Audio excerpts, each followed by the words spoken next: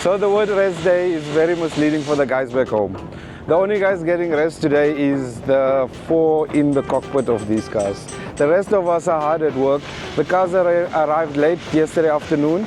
The boys jumped on it, got everything stripped out. Today is full assembly. Everything gets checked. Every bolt, every nut gets replaced on the suspensions. It's brand new prop shafts, diffs, gearboxes, rear diffs, wishbones, top wishbones, bottom wishbones, dampers get rebuilt.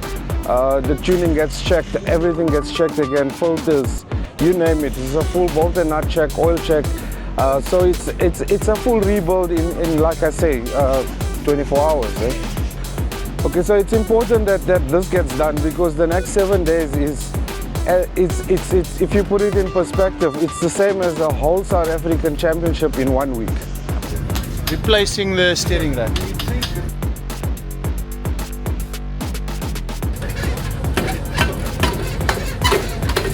I'm busy repairing the left and front corners, so doing suspension basically.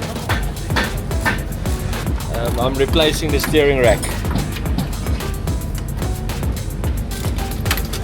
I'm replacing the EGT sensor for the right hand side of the bank on the engine.